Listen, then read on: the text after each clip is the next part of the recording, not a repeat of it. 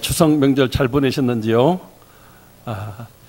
어떻게 하는 것이 명절뿐 아니라 인생을 행복하게 사는 길일까? 보는 것이 좋아야 됩니다. 저는 이번 명절에 한가위 보름달도 보고 요 근래 참 이 밤하늘 대전시에서 초롱초롱하게 별빛이 빛나는 밤을 보았습니다. 너무 즐거운 추석 명절이 되었습니다. 아름다운 고향 산천, 무르익어가는 오곡백과 이런 걸 볼 때도 좋고요. 그보다도 그리운 사람 또 만나볼 때 우리가 만족과 행복을 얻을 수가 있습니다. 또 듣는 것이 좋아야 됩니다. 잘 살고 있습니다. 이런 말을 들을 때 좋지요. 고맙습니다. 감사합니다. 그대 때문에 나는 행복합니다. 이런 말을 주고받을 때 우리가 명절을 잘 보낼 수 있고 행복할 수가 있는 것이죠. 또 입이 즐거워야 됩니다. 맛있는 것도 먹고 무엇보다도 서로 이렇게 나눠 먹는 그런 것이 중요하겠죠. 덕담이나 격려를 많이 하는 것도 우리 입술이 결국은 명절을 즐겁게 하는 것입니다. 더 나아가서 이 손발로 의미 있는 일을 할 때 명절을 잘 보내는 것입니다.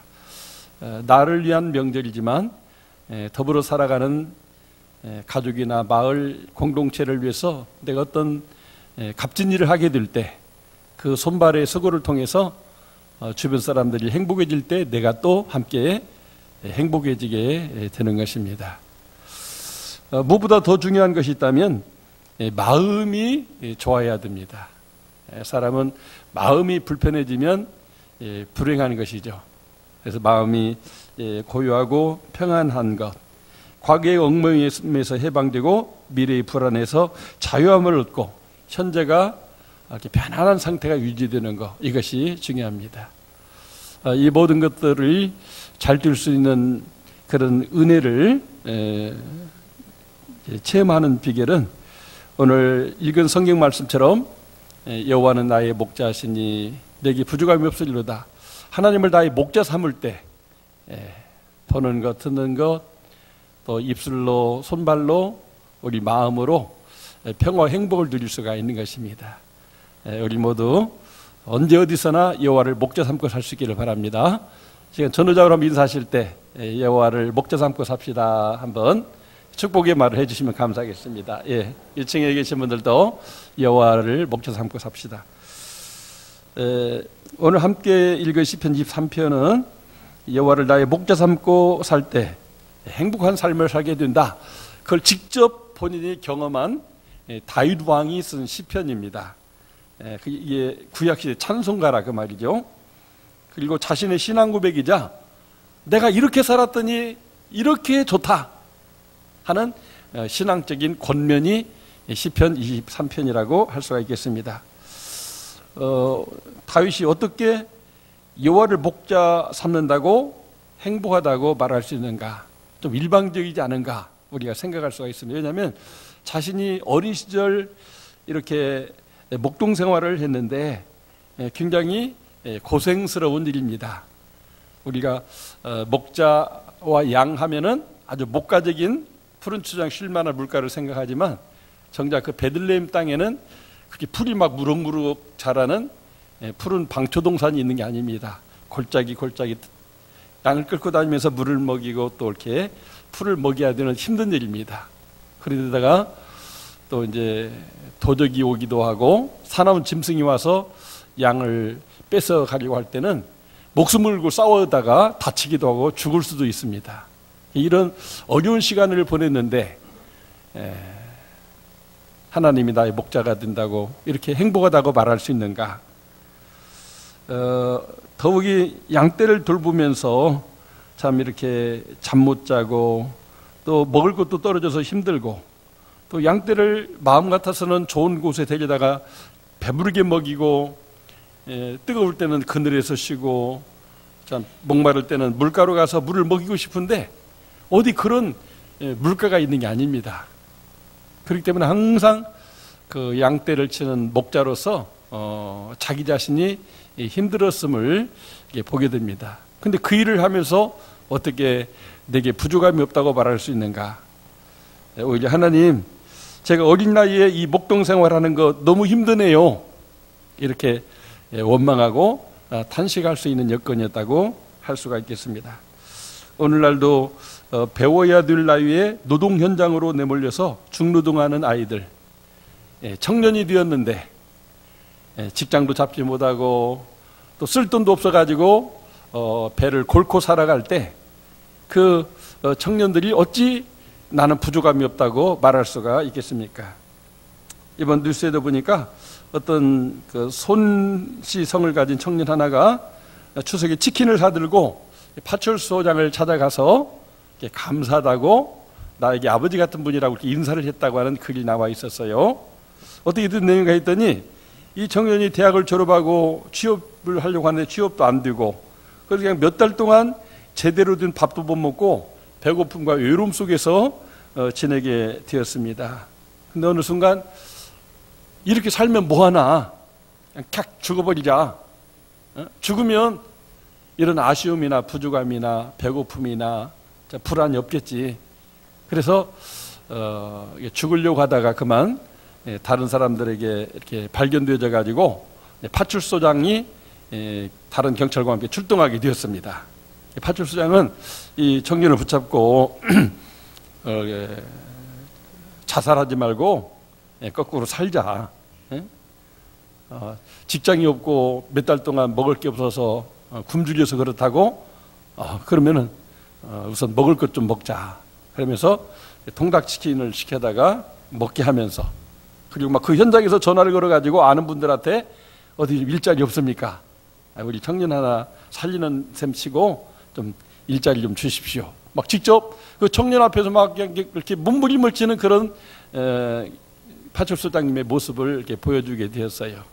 그리고 정말 죽지 않겠다고는 약속을 받고 이제 돌아가서 계속 알아본 결과 어디 뭐 노동할 때밖에 없고 또 뭐 공부만 했지 노동은 안 해봤기 때문에 취업이 안 되니까 이런 그 전문 기술을 배우는 쪽으로 방향을 정하고 국가에서 지원하는 그 활동비도 받으면서 몇 달 동안 직업훈련원 교육을 받게 됐습니다. 그러니까 그 직업훈련원 교육을 받으면서 그 활동비로 받는 돈을 가지고 자기를 죽음에서 자살하지 않도록 해주고 또 이런 좋은 곳을 또 소개해준 그 파출소장님께 찾아봐가지고 치킨을 드시라고 정말 당신은 내 아버지 같은 분이라고 이렇게 감사했다는 얘기를 들어봤습니다.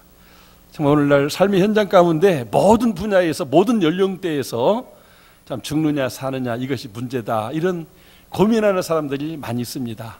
참 돕는 사람이 있어서 사는 사람도 있지만 결국 돕는 사람이 없어서 죽는 사람도 많습니다. 최근 통계에 보면 우리나라의 전 세계 자살률 1위인데 하루에 33명이 자살하는 통계로 나왔습니다. 1년에 15,000명 정도가 스스로 목숨을 끊는 자살 문화가 성행되고 있습니다. 정말 너무나 사는 게 힘들고 또 부족하고 불만스럽고 아쉬운 것이 많아서 이렇게 불행하게 추구하는 사람들이 많은 것을 보게 됩니다. 다윗은 무엇 때문에 내게 부족함이 없으리로다 이렇게 노래하고 있을까요? 그것은 자기가 믿는 하나님 때문에 내가 부족함이 없다고 말하고 있음을 보게 됩니다. 우리 1절 다시 한번 보겠습니다. 1절 시작. 여호와는 나의 목자시니 내게 부족함이 없으리로다. 예. 여호와 하나님이 내 목자니까 내가 부족함이 없는 거지 실상은 부족한 게 너무나 많은 거죠. 다윗이 공부를 제대로 했습니까? 아들 8인 집안에 막내로 태어났는데 형들이 걸핏하면 막내를 시키는 거예요. 제일로 그냥 이렇게 만만하니까 야, 너 빨리 심부름해. 너 빨리 가서 양쳐. 사무엘 선지자가 이새의 집안에 가서 기름을 부으라고 하니까 그 집에 갔는데 첫째에서 7째까지 다 집안에서 빈둥거리고 놀고 있는데 막내가 없는 거예요. 여기 아들 또 없습니까? 그랬더니 예, 막내 아들 있는데요. 지금 저기 양치러 갔어요. 그러는 거예요. 아니 어린 꼬맹이가 지금 양치고 있는 거예요. 지금 공부하고 실컷 놀아도 아쉬운 판인데 이 막내둥이가 가서 들판에서 목숨 걸고 양을 치고 있었다는 거죠. 정말 너무나 실제는 부족함이 많은 힘들고 어려운 인생사지를 어릴 때부터 사는 이 다윗인데 정작 그는 나는 부족하지 않다, 나는 만족한다, 이렇게 지금 이야기를 하고 있어요. 왜? 하나님이 나의 목자니까. 하나님이 내 안에도 계시고 내 곁에 계시고 하나님이 나의 목자시니까 그분이 나를 책임져 준다. 이런 믿음 때문에 여호와가 나의 목자시니 내가 부족함이 없다고 고백하고 있는 것입니다. 여기 부족함이 없다고 하는 말을 공동번역이나 표준세 번역을 보면 아쉬움이라는 말로 번역했어요. 여호와는 나의 목자시니 나는 아쉬움이 없다, 그런 말을 했어요. 여러분, 아쉬움 없습니까? 다 뭔가 아쉬움이 있잖아요. 근데 다윗은 하나님이 나의 목자니까 아쉬움이 없다 그랬어요. 정말 이렇게 말하는 사람은 행복자라고 할 수가 있습니다. 뭐 이것이 있고 저것이 있고 이것이 잘 되고 저것이 잘 되고 이래서 만족하고 아쉬움이 없는 게 아니라 하나님이 나의 목자니까, 이 온 세상을 창조하시고 나의 진정한 창조자 하나님이 되시고, 그리고 내가 목동 생활을 할 때도 항상 나와 같이 해서 사나운 짐승도 이기고 도적대도 이기고 양을 잘 지키게 해주셨는데, 내가 양을 위해서 목숨을 바쳐서 이렇게 양이 잘 되도록 하는 것처럼 하나님이 나의 목자가 되셔서 양과 같은 나를 인도하고 보호하고 잘 되게 하신다. 이 하나님을 믿는 믿음 때문에 내게 부족함이 없다고 이렇게 고백하고 있습니다. 이것이 참신앙입니다. 거짓 신앙은 예수 믿어서 구원받아도 다 되지만은 물질적으로, 육체적으로, 뭐 시간적으로 하는 일마다 다 잘 돼야만 내게 부족함이 없다, 이렇게 고백한다면 그건 참신앙이 아니에요. 누가 그렇게 고백하지 못하겠습니까? 다 잘 되는데. 네, 잘못되고 부족하고 어려운데도 나는 하나님이 계시니까 다른 거 다 없어도 돼, 나는 하나님 때문에 만족하고 행복해, 나는 하나님 때문에 열심히 살 거야, 나는 하나님 믿는 것이 내 인생에 있어서 최고의 은혜고 축복이고 자랑이야, 이렇게 살아간다면 그 사람이 진짜 산 믿음 가지고 있다고 할 수가 있겠습니다. 하나님은 이래 도대체 누구기 때문에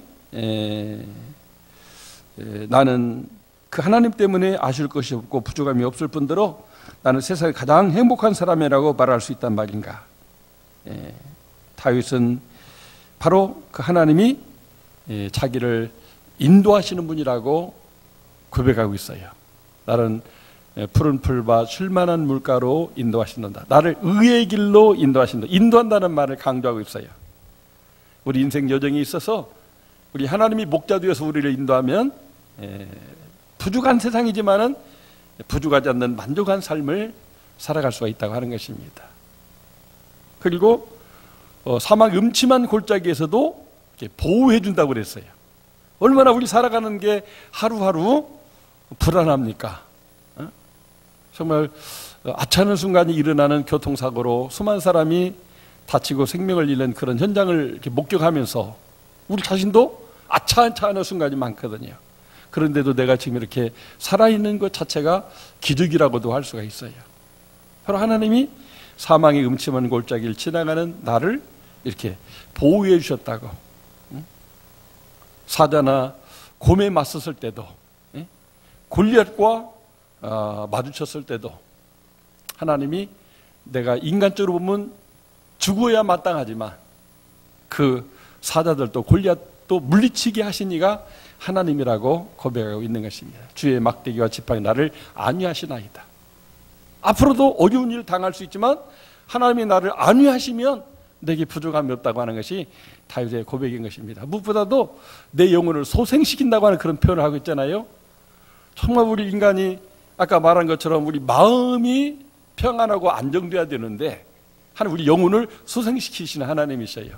예배 드릴 때, 찬송할 때, 또 기도할 때, 말씀 읽을 때, 참 우리가 어디 여행을 할 때라도 천지를 주신 하나님이 나를 도우시는 분이다, 이런 믿음이 있을 때 우리 마음이 편안해지고 우리 영혼이 소생되게 하는 것입니다. 정말 우리 인간에게 영혼이 없다면 저 동식물들과 다를 게 뭐가 있어요? 우리가 하나님의 형상을 따라서 하나님 주신 그 영혼을 가진 존재로서 그 영혼이 잘 뛰도록 하시는 분이 하나님이라는 거죠. 실장 여호와가 나의 목자신 이렇게 고백하는 그 자체가 영혼이 잘 뛰는 모습인데, 그렇게 뛰도록 하나님이 계속 소생을 시킨다는 거죠. 예? 막 잠자릴 때는 피곤해 죽겠는데 아침에 일어나 보면 개운해지잖아요. 그렇게 날마다 우리 삶에 오셔서 숨을 쉬면서 신선한 물을 마시면서 또 하나님 주시는 거룩한 산에 이 평화와 안식을 누리게 하시는 분이 하나님이라는, 이거를 본인이 직접 경험했기 때문에 여호와가 나의 목자라고 고백을 하고 있는 것입니다. 정말 우리들이 살아온 날도 쉽지 않았지만 앞으로 살아갈 날도 국가적으로나 직장으로 또 우리 자신의 건강으로 보면은 불안하기 그지없어요. 그래서 하루하루 힘들고 속상하고 스트레스 받는 일들이 많아요. 죽도록 고생해서 좋은 학교 졸업했지만 좋은 직장 가기가 힘들고, 또 좋은 직장 갔지만 마음껏 꿈 펴지 못하고 그저 그럭저럭 살아가게 되는 경우도 많이 있습니다. 정말 누군가 도와주면, 나에게도 정말 그런 백그라운드만 있으면 나도 날개 쫙 펴고 한번 멋진 인생 날아갈 수가 있을 텐데, 그래서 나는 그런 나를 돕는 사람이 없다고 하는 한탄 속에서 또 그런 사람들을 부러워하면서 그런 사람을 원망하면서 우리 젊은이들이 살아가고 있는 세상인 것입니다. 정말 부산에 있는 그 손씨 청년처럼 죽으려고 할 때 누군가 찾아와서 도와주면 좋은데 죽거나 말거나 내 할 바 아니다고 무관심한 사람들이 더 많은 세상을 우리가 지금 살고 있기 때문에 정말 우리가 이렇게 살아가는 것이 힘들고 쉽지 않다고 하는 것입니다. 그렇다면 우리들이 어떻게 해야 되는가? 이 절망적인 인생에서, 부족하고 아쉬움 많은 세상에서 어떻게 해야 나도 다윗처럼 저렇게 내게 부족함이 없다, 내게 아쉬운 것이 없다, 나는 만족하고 행복하다 말하면서 노래하면서 감사하면서 살아갈 수가 있을 것인가? 오늘 이 톨스토이 인생론을 보면 앞을 봐도 또 뒤를 봐도 죽을 일만 있고, 낭떠러지 떨어져 가지고 위를 보니까 위를 봐도 죽을 일만 있고 아래를 봐도 죽을 일만 있다는 그 나그네 이야기가 나와요. 근데 그게 다 우리 모든 인생의 이야기입니다. 정말 스스로 살아가려고 할 때 인생은 사면초가예요. 그렇지만은 구원자가 오시면 구원의 밧줄을 내리시고 구원의 손을 내셔서 우리를 이렇게 딱 붙들어 매시면, 사랑의 줄로 우리를 딱 붙들어 가지고 이렇게 올리면 우리가 다 그 늪에서도 살아날 수가 있고 깊은 바다에서 살아날 수가 있고 불나는 곳에서도 우리가 구주받을 수 있다고 하는 것입니다. 톨스토이는 자기가 부자 아들로 귀족 아들로 태어나 가지고 어마어마한 농토를 가지고서 수장민들의 그 농지세를 받아가지고 이렇게 호의호식하며 잘 살았어요. 50까지 막 그렇게 아주 질펀한 인생을 멋지게 살았습니다. 어느 날 어느 순간에부터인가 인생이 이렇게 살다가 죽는 것인가?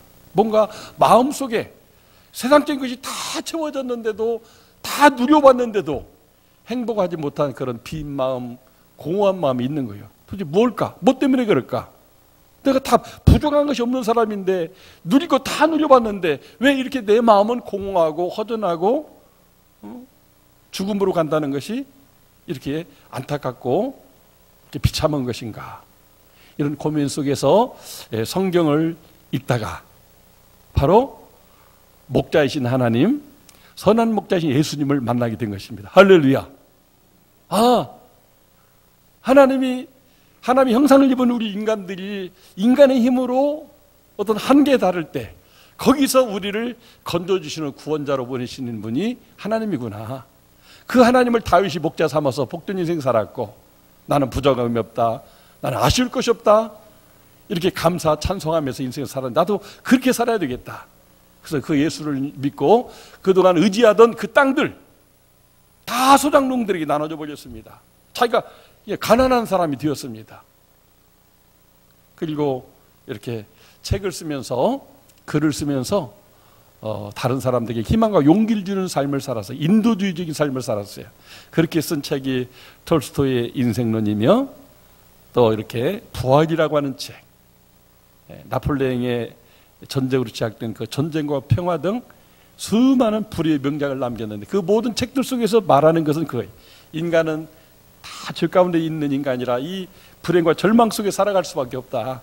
그러나 그 절망 속에서 부족한 속에서 아쉬움 속에 살아도 하나님을 목자로 사는 사람, 그 사람은 부족하지 않는, 오늘 죽으면서도 나는 의미 있는 삶을 살다가 나는 이제 구원자 예수님을 통해 천국 가게 된다고 웃으며 죽는 그런 삶을 묘사하면서 사는 것입니다. 특별히 부활이라고 하는 그 책을 보게 되면 죄 가운데 아무것도 모르고 살았던 그 인생 가운데 죄를 지었는데 나중에 깨닫고 보니까 그 죄가 한 인간을 불행하고 파괴한 것임을 깨닫고 회개한 다음에 철저하게 그 사람의 구원을 위해서 자기를 희생하는, 그럴 때 그 희생하는 것이 어렵고 힘들지만 저 시베리아 벌판까지 이렇게 유형을 받아 떠나는 그 죄인을 위해서 자기가 끝까지 보살피려고 애쓰면서 뒷바라지 하는데 그게 엄청 고생이잖아요. 사람들이 알아주지도 않고 참 오히려 저놈이 저 나쁜 놈이었네? 이런 소리를 들으면서 끝까지 자기가 자기 죄 때문에 불행해진 사람을 새 생명으로 부활되게 하려고 이렇게 헌신하는 그런 소설을 통해서 많은 감동을 주는 것을 보게 되는 것입니다. 정말 다윗의 목자 삼으신 하나님 때문에 나는 부족함이 없다 그렇게 고백하며 살 수 있었고, 톨스토이 그 다윗의 하나님을 만나면서 선한 목자 예수님을 만나면서 정말 무엇이 사람은 무엇으로 사는가? 사랑으로 산다. 믿음과 소망과 사랑으로 산다.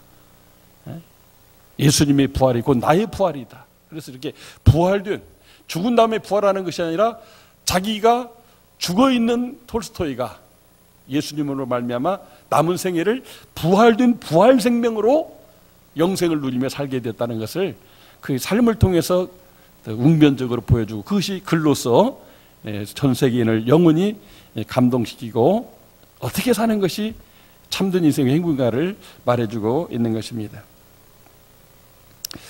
저는 어린 시절 이렇게 참 너무나 부족했어요. 가난한 농부기 때문에 봄, 가을로 한 달씩 결석하면서 봄에는 못지기, 겨울에는 벼베고 말리고 그걸 갖다 이제 호롱기라는 걸 통해서 다 이게 이제 벽실을 떨어뜨리고 그걸 잘 말렸다가 방아를 짓고 이렇게 하다 보면 봄이 한 달, 가을에 한 달 결석을 해야 됐어요. 그러니 학교 공부가 잘 되겠습니까? 뭐 연속성이 있어야 되는데 영어를 잘할 수 있습니까? 국어를 잘할 수 있습니까? 수학이나 과학은 더더욱 어렵죠. 과정이 중간에 딱 끊어졌기 때문에 항상 성적이 좋지 않습니다. 선생님한테는 혼나죠. 그리고 또 장래가 없어요. 너는 중학교만 졸업하면 아버지처럼 농사지를 같이 해라. 네 동생들도 많은데 네가 농사져서 동생들 뒷바라지하는 게 좋지 않냐. 그래서 중학교까지 이제 학교 다니는 것이 운명제죠. 나머지는 농부로서 일생을 살아야 되는 어떤 운명적인 그런 게 딱 정해져 있어요. 근데 그런 생활이 저에게 만족이나 행복이 있는 게 아니라 너무나 불만스러운 거예요. 나도 다른 친구들처럼 고등학교 가고 싶고 또 열심히 공부해서 뭔가 내 꿈을 이루고 싶은 그런 마음이 있는데 그것이 모든 현실적으로 다 막혀지고 오히려 더 막 힘들기만 하고, 그래서 고등학교 1학년 때는 이렇게 자살하려고 했습니다. 친구들 다 소풍 가는 날인데 그날 저는 야, 소풍 가서 노느니 집에서 일을 해야 먹고 살지. 그래서 그날은 이 별을 찾아가는 날이어서 이 호롱기를 밟으면서 하루 종일 유의를 하는데 너무 막 이 뿔따가로 화가 나는 열이 받치는 거예요. 오늘만 이럴 거냐? 앞으로 내 인생 동안 계속 이렇게 참 힘들고 어려운 인생을 살 거라면 일찍 인생을 마치는 것도 어차피 사람이 죽음으로 끝나는 건데, 그래서 그냥 뒷마당으로 가가지고 농약병을 꺼내가지고 이렇게 따가지고 탁 먹으려고 이렇게 하늘을 이렇게 들여야 되잖아요, 먹으려면. 그때 빨대가 없었어요. 농약 먹는데 빨대 없었잖아요. 그냥 꿀떡 마셔야 되는데, 이렇게 딱 마시려고 하는데 하늘에 구름이 딱 보이는데, 구름 속에서 환상이 나타났어요. 그 구름이 어머니 얼굴로 이렇게 보이는 거예요. 저희 어머님 상당히에서 보셨죠? 그 얼굴이 딱 그렇게 보이는 거예요. 그리고 큰 주석기 하나가 이렇게 하늘에 둥둥 떠 있는 거예요. 어머니와 주석기. 영원히 잊어지지가 않아요. 왜 구름이 그렇게 보였을까? 그래서 요즘도 가끔 하늘을 유심히 봅니다. 어머니 얼굴이 보이나, 주석기가 보여. 지금은 안 보여. 근데 왜 그때 죽으려고 할 때 그게 보였을까 생각하니까, 어릴 때부터 저 어머니가 저를 백일의 천식, 홍역 이런 걸 알면서 죽으려고 할 때마다 살려내려고 어디 업고 가가지고 이렇게 주사를 맞췄는데, 그 깐난이가 주사를 맞으면 아프니까 이 주사기가 머릿속에 새기는데, 무식 속에. 그 아픈 거. 요즘은 저렇게 바늘로 가는 거 적잖아요. 옛날에 삶아가지고 토스는 막 굵은 바늘에 주사기이기 때문에 이렇게 크기도 이만하고 쿵 누를 때 막 그 통증 아픔이 막 대단하거든요. 근데 아기 때 그게 기억이 났었나 봐. 근데 영혼 속에 숨어있던 나를 사랑하는 어머니, 지금 학교 가지 말고 일나라고 하는 어머니지만, 그래도 살기 위해서는 어쩔 수 없다고 하면서 나를 사랑했던 어머니, 살리려고 했던 어머니, 그리고 그 주산했던 그 무식 속에서 그게 구림으로 이렇게 나타난 거예요. 그 농약을 먹을 수가 없었고, 그 때를 지나니까 고등학교 2학년 때 목사님이 찾아오셔서 와보라고 저를 전도했습니다. 그리고 예수를 믿지 않기 때문에 막 나가는 인생을 살아서 마음으로도 죄를 많이 짓고 행동으로 죄를 많이 짓고 숨은 죄들이 많아가 늘 그런 교회 다니면서도 이런 죄책감들이 많이 있었는데, 그래서 이렇게 얼굴 들고 하늘을 보고 살지 못해서 항상 우울하고 슬픈 모습으로 땅만 보고 살았어요. 땅만 보고 사니까 무슨 뭐 동전 같은 것도 없더라고요. 그냥 그렇게 부족하고 아쉬운 인생을 살았던 전데, 와보라는 전도받고 교회를 갔더니 목사님이 저를 환영하고 사랑해주고 약속을 지킨 사람이라고 이렇게 칭찬해주고, 그래서 계속 교회를 다녔는데, 로마서 8장 1절을 통해서 그러므로 누구든지 그리스도 예수 안에 있는 자에게는 결코 정죄함이 없나니 죄와 사망의 법에서 너를 생명과 성령의 법으로 이렇게 해방하였느니라. 내가 예수 믿고 예수 안에 있으면은 내 죄가 다 사해졌구나.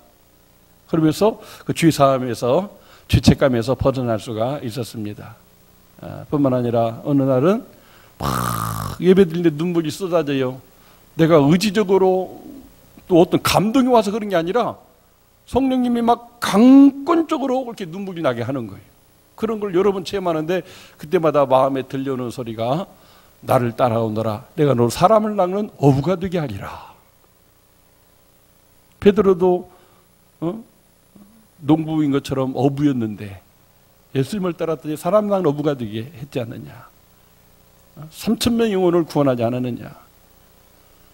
많은 영혼을 구원한 사람 쓸 테니 사람 낚는 어부가 되라. 그래서 따랐다가 힘들어서 다시 세상 길로 가려고 했더니 다시 이사야서 43장 1절 말씀으로 내가 너를 구속하였고 내가 너를 지명하여 불러내 넌 내 것이다. 너가 내 것인데 왜 네 마음대로 살려고 하느냐. 내가 너의 목자잖아. 내가 너의 왕이잖아. 내가 너의 하나님이잖아. 내가 원하는 대로 가면 내가 너를 책임져 줄 텐데 지명해서 너를 불렀건만 너는 왜 내 손아귀를 벗어나서 네 인생길로 네 계획대로 가려고 하느냐. 가던 길을 돌이켜라. 다시 순종해라. 다시 믿음대로 순종해라.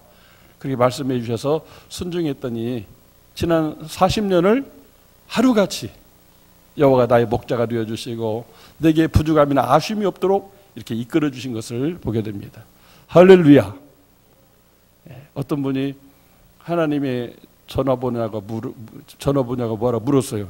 아니 왜 하나님이 전화번호를 물어요? 그랬더니 그분이 전화번호를 알려면 114에다 전화하면 되고 범죄인 신고는 112에다 하면 되고 불났을 때나 구조 전화는 119에다 가면 되는데 아니 하나님한테도 우리가 뭐 전화번호가 있어야 하나님한테 전화할 거 아니냐고 그랬을 때 그분은 그렇게 대답했대요. 66번에 3927이라고. 번호가 있네요. 그게 뭔데요? 그랬더니 66은 성경 66권이고 성경 66권이 옛날 약속은 39권이고 새로운 약속이 27권이니까 그래서 391. 그래서 하나님의 성경책이 하나님이 우리를 향해서 주는 해답이다. 항상 어떤 문제가 있을 때 66397로 전화를 걸듯이 성경을 읽어라. 그러면 성경이 너의 인생 문제에 앞날 문제에 해답이 될 것이다. 이렇게 말씀해 줬는데 정말 그분은 그 말씀 듣고 하나님의 말씀을 가까이 하고 그 말씀 붙잡고 살았더니 하나님이 자기 인생을 책임져 줬다고 고백하는 분의 이야기를 들어보았습니다. 사랑하는 성도 여러분, 정말 우리가 이 험난한 세상, 불편하고 힘들고 내 뜻대로 안 되는 이 짜증나는 세상, 그렇다고 각 죽는다고 인생가 문제가 해결되느냐? 아니에요. 죽음은 잠깐이지만 예수 믿지 않고 또 이렇게 자살하는 경우는 스스로 목숨을 끊었기 때문에 자기 자신이 자기의 살인자가 되고 하나님과의 단절을 끊어버렸기 때문에 하나님이 계신 곳으로 가지 못하고 영원한 정말 지옥 형벌로 떨어지게 되는 것입니다. 한 번 죽는 것은 정한 것이고 사람에게 심판이 있다고 그랬는데 천국길이 아니라 지옥길로 가는 인생이 되고 마는 것입니다. 우리가 그렇게 갈 수는 없는 거 아닙니까? 우리는 천국 가도록 이미 다 길 정해졌어요. 예수님이 길이고 천국이 예수님이 예비해 놓았다고 그랬어요. 믿는 자를 위하여. 내가 먼저 가니까 너희가 오면 같이 영접해서 같이 있을 처소를 예비해 놨다고 했기 때문에 우리는 이미 다 천국 가기로 돼 있어요. 근데도 나는 천국 안 갈 거야, 지옥 갈 거야 하고 자살한다면 그 사람은 그 사람의 소원대로 지옥 갈 수밖에 없는 거죠. 하나님을 목자 삼은 사람은 자살하면 안 됩니다. 자살하지 말고 되돌리면 살자. 그래서 이번 명절에 가서도 뭐 이제 부모형 일가 친척들 만나면 서로 근황을 묻는데, 우리 큰형님이 이제 70을 넘으셨는데 같이 그 동네 친구를 만나가 얘기했는데 보니까 누구도 죽었고 누구도 죽었고 누구도 이게 죽었다는 사람이 그렇게 많은 거예요. 병나서 뭐 이렇게 사고로 죽은 사람도 있지만 자살해서 죽은 사람도 이렇게 많은 거예요. 가만히 그래 저도 생각을 해보니까 저희 동년배된 그 고향 친구들 중에도 벌써 세상 떠난 사람이 많은데 이런 뭐 어떤 병이나 사고로 죽는 사람도 있지만 자살해서 죽는 사람들도 도로 많이 있더라고요. 얼마나 부족하고 아쉬우면 차라리 죽는 게 낫다고 해서 자살을 할까 생각해 보면 환경과 어떤 입장만 다르지 우리 모든 인간은 다 그 형편에 있다고 하는 거죠. 그러나 우리가 정말 다윗의 하나님, 그 하나님이 나의 목자라고 믿는 그 믿음을 가지면 그런 죽음의 상황에서도 하나님께서 말씀으로 우리를 움직이는 거예요. 야, 자살의 반대는 살자야. 살자. 성령님의 음성이 들려지고 말씀이 들려지고 하나님이 보낸 사람들의 그 손길을 임해서 사는 역사가 있게 되는 것입니다. 우리 모두 여호와를 목자 삼고 더욱더 복된 삶으로 살아갈 수 있기를 바랍니다. 그러면 어떤 삶이 있어지는가? 저는 시편 중에 23편을 제일 좋아하는데 그 나훈영 씨가 작곡한 여호와는 나의 목자시니 이 찬송이 제일 좋아요. 이 노래를 자꾸 부르다 보니까 안 보고도 부르고 또 악기로도 색소폰으로 이 곡을 연주해요. 그래서 이 찬양을 부를 때마다 정말 하나님 나의 목자시다. 그래서 나는 아쉬울 것이 없다. 오늘 내가 이 세상을 떠난다 해도 나는 아쉬울 것이 없다. 그런 확신과 그런 그 믿음을 가지고 이렇게 긍정적인 인생을 이렇게 살아가게 되는 것입니다. 그런데 여기 이 노래를 보면 여호와는 나의 목자시니 내게 부족함이 없으리로다. 이게 두 번을 반복해 놨어요. 노래 중에. 원래 성경은 한 구절 여호와는 나의 목자시니 내게 부족함이 없으리로다 한 번밖에 없잖아요. 이 노래를 지으신 분은 이 1절을 두 번을 반복해서 하게 해놨어요. 그래서 이 작곡자의 의도가 뭔가 생각하면 이 노래의 핵심은 이거라는 거죠. 여호와를 나의 목자로 살면 부족함 없게 되게 된다. 그렇게 해서 나로 하여금 푸른 초장에 눕게 하시며 잔잔한 물가로 인도하시려다 하고, 그 다음에 이제 나머지 성경 내용이 많기 때문에 그걸 압축을 했는데, 진실로 선함과 인자하심이 정녕 나를 따르니 내가 여호와의 집에 영원히 거하리로다, 이렇게 노래하고 있거든요. 진실로 선함과 인자하심이 나를 따르니, 다윗이 고백하는 그 하이라이트가 거기 있는 거죠. 진실로 선함과 인자하심이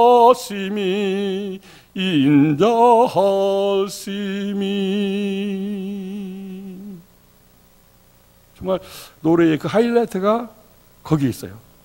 하나님을 목자 삼고 살았는데 정말 뒤돌아보니까 하나님의 선하시고 인자하심으로 나를 오늘의 내가 있게 하고, 앞으로도 영원토록을 세 번이나 반복해요. 영원토록, 영원토록, 영원토록 여호와의 집에 가리로다.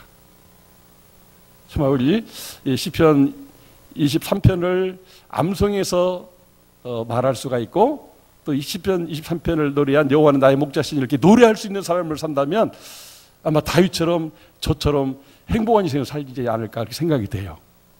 그래서 제가 일부 예배 때 배들 지휘자님께 부탁했어요. 다음 주 찬양은 여호와는 나의 목자시니다. 임종 집사님 가능할까요?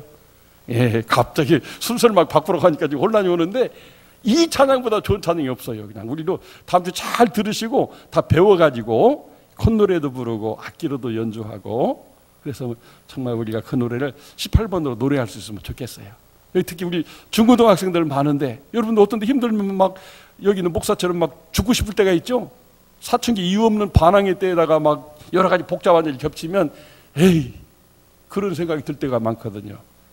그때 여호와는 나의 목자시니 내가 부족함이 없다고 이렇게 고백하면서 그런 위기를 벗어나야 됩니다.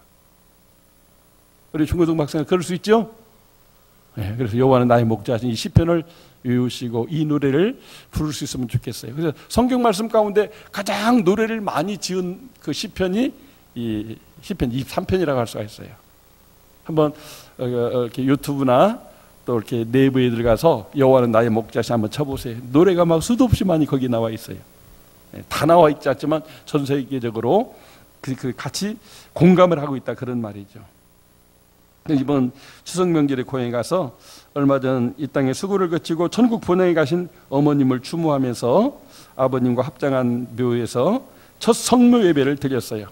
정말 이렇게 아버님 묘소는 초라했었는데 이번 많은 성도들 이렇게 문상해주고 유로금을 주셔서 이렇게 둘레설을 세우고 자그마한 이렇게 비석도 세워서 자손들 이름도 이렇게 써놓고 했는데, 정말 집안의 친척들도 막 다 이렇게 부러워하고 좋아요. 그래서 조마조마했어요. 아, 잔디를 그때 그냥 심었는데 제대로 나서 그때 이번에 가보니까 잔디가 벌써 자라가지고 수북하게 덮고 있는데, 야, 마음적으로 아버지 어머니 영혼은 천국 가셨지만 몸이 여기서 또 이렇게 편안한 집을 짓고 잘 살고 있구나, 잘 지내고 있구나, 이렇게 생각하니까 마음이 위로가 되는 거예요. 그래서 첫 성모 예배를 드렸는데 마침 거기 이렇게 안 믿는 친구, 이제 동생의 친구까지 같이 왔어요. 막 자기도 은혜가 된다고, 예수 믿고 싶다고, 그러면서 제가 예배 끝나고 이렇게 찬양 연주를 했어요. 여호와는 나의 목자시니. 너무 좋다고. 그런데 그 친구가 그러는 거예요. 아, 옛날 아버지 좋아하던 노래 하나 불러야 되지. 그래. 뭐냐고 그랬더니 구주 예수 의지하며 힘이 기쁜 일일세. 제 아버지 애창곡이거든요. 갑자기 그 부르라고 하니까 악보도 안 보고 막 부르기 어려웠는데 불렀어요, 정말로. 이게 연주가 되는 거예요. 와, 어떻게 음악대학도 안 나오는데 저렇게 그냥 악보도 안 보고 그냥 말만 하면 찬송가가 나오냐 하면서 막 박수를 받고, 마지막으로 나실제 괴로움 다 잊으시고 또 이렇게 연주를 했더니 막 우리 같은 박수가 산속에 퍼져가지고 너무나 감동스러웠습니다. 정말 우리 어머니 인생 너무나 고단한 인생이었거든요. 다 그냥 내가 그냥 죽지 못해 살고, 일찌감치 처녀 때 신혼초에 도망갔으면 이렇게 고생을 안 할 텐데, 셋째 낳고는 아들 셋 데리고 도망갈 수 없어 살았는데, 나 때문에 살았는데 그 밑으로 넷이나 더 낳고 추울 고생을 한다고 하는데 늘 우리 정씨 집안을 막 비난해요. 그러면 우리 이제 막내 삼촌이 하는 얘기가, 아, 형수님 좀 그만해요. 그래. 그 도망갔으면 이렇게 목사님 아들 나와요. 어머니 얼굴 싹 바뀌어. 그렇지. 그렇지. 인생살이 고달프다고 인생을 포기하거나 도망가면 어떻게 이런 또 자식이 나오냐는 거죠. 그래서 정말 어머님도 천국 가시고 또 목사들도 두고 집안 식구들이 이렇게 예수 믿어서 또 이렇게 성묘 예배를 추모 예배를 같이 드리는 것을 볼 때 어머니 인생도 성공한 것이구나. 부족함과 아쉬움이 많아서 늘 그냥 인생을 이렇게 한탄하며 살았는데 예수 믿고 또 이렇게 목사들을 위해서 내가 예수 믿어야 아들이 목사할 수 있다니까 믿어준 거예요. 그냥 믿어줬지만 정말 하나님께서 그 믿음 안에서 축복된 생애를 장수하시고 하늘나라 가시고 돌아가셨어도 주님 곁에서 우리들의 예배를 받으시는 그 어머님을 생각할 때 정말 여호와를 목자 삼은 것이 내 인생에 있어서 최고의 복이구나를 내가 다시 한번 깨닫게 됩니다. 사랑하는 성도 여러분, 정말 우리가 살아갈 세상과 날들이 많고 대부분 앞날에 대해 예언하는 사람들은 참 여러 가지 불행한 일들, 불편한 일들, 힘든 일들이 많을 것이라고들 이야기합니다. 우리가 그런 것 때문에 불행해지는 것이 아닙니다. 하나님을 믿는 믿음 있느냐 없느냐가 인생을 좌우하는 거예요. 우리 교회를 섬기셨던 은퇴하신 장로님들, 원로 장로님들 그 생애를 가만히 보면서 정말 이렇게 하나님이 목자이시기 때문에 젊은 목사를 도와서 교회가 건강한 교회, 행복한 교회, 선교해야 되도록 얼마나 많이 기도하고 협력하고 보이지 않는 곳에 애쓰시고 이런 장로님들과 그 생애와 자손들을 보면 하나님 다 그 자손들을 복되게 하셔요. 책임져 주셔요. 자, 나도 잘 되고 내 자손만 잘 되는 길이 뭔가 다윗처럼 여호와 하나님을 나의 목자 삼고 우리가 살아가면 하나님이 그렇게 해주신다는 거예요. 심은 대로 거두게 주신다는 거예요. 우리 모두 하나님을 목자 삼고 하나님께 감사 찬송하면서 우리 남은 생에 승리하며 살 수 있기를 주의 이름으로 축원합니다.